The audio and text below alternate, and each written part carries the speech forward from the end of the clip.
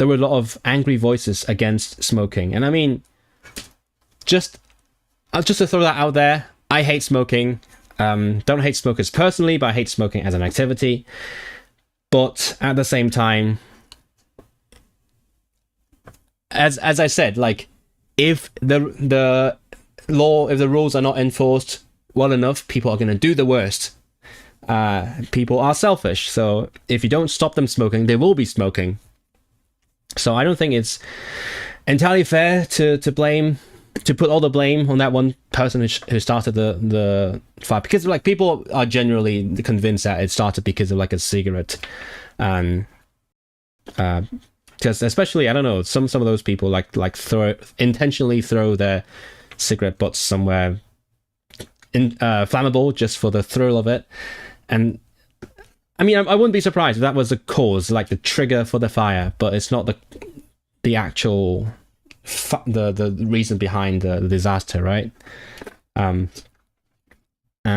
because like if that's the culture that was cultivated within that working environment, like people are thinking, oh, we don't have to follow the safety rules, we can smoke anytime we want, and nobody checks really, then people will be doing that. It's just like crossing the road illegally, not illegally, but like on red, right? In the UK it's not illegal. I know in North America it's illegal, because that's where jaywalking, the concept, came from. In Hong Kong, jaywalking is now illegal, and it is actually enforced since a few years back, after I left Hong Kong. So I haven't experienced being caught for jaywalking, but it is happening a lot. So you're so uncontinental. Wait, what was I talking about? What do you mean? I missed that. What is uncontinental? What does that mean? Iskandar. I've never seen that word. I mean, I live in the island. I live in the UK. That is uncontinental. A whole building burning because of one cigarette has more problems than a cigarette. Yeah, exactly. I mean, people want to blame one thing, right? People want simple answers, and that's sort of that nature causes lots of problems in our society. People want simple answers. I mean, we can go back to immigration and all that, but the fact is that it's never going to be simple, and so you can't really just blame one thing. I think combating corporate greed is proportionally more important than combating people smoking because they feel like they're not going to be punished. Even though I do hate people smoking, you know what I mean. I hate it when people throw them on the ground and don't put them out. It just stinks, or it can be a fire hazard. Yeah. I mean, I have friends who smoke, and obviously they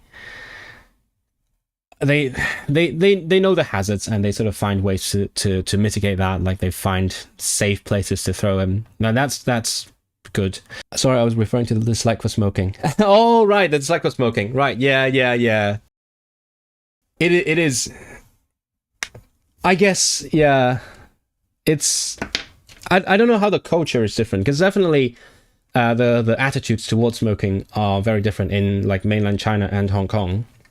That's for sure. We had lots of like anti-smoking campaigns. Even like in the church I was growing up in, my church was also a school at the same time. And every time I went into the toilet, I would see lots of posters about like smoking isn't a cool guy thing. It is inconsiderate and all that. And that's been a thing as long as I've been alive. And it's just like how in the UK, when I go into toilets, I still see like the COVID era, how to wash your hands posters. It's basically like that. It's everywhere. I don't know how it's like in like China, because smoking is definitely a lot more commonplace. I think, I mean, Hong Kong is a very judgmental place, and we have a lot of like stereotyping going on. So if you smoke or if you have a tattoo, people are gonna stereotype you as like a gang member, or what are other words for that? Like people who like delinquents. Is that a word? Yeah, delinquents. Whereas it's interesting. Like over here, when I moved to UK, I mean, smoking is a lot more commonplace. It is not looked down upon. I mean, it's probably like some people will be annoyed by it, but it's not like, oh, you smoke, you must be a bad person. It's not that. It's just a personal decision that may be a little bit inconsiderate. But that's why we are vaping in the UK, right? It's so commonplace. Everyone vapes. And like lots of people have tattoos. There's nothing wrong with that. Whereas in Hong Kong, if you have a tattoo, people are like, oh yeah, you're probably a criminal. Yeah. I always say like Hong Kong is a weird mix of like the old Chinese conservatism and the British Christian conservatism. So that's why we're like ultra conservative. Like we have governmental campaigns to tell people not to engage in premarital sex. I mean, that's crazy. Like, what kind of overreaching is that?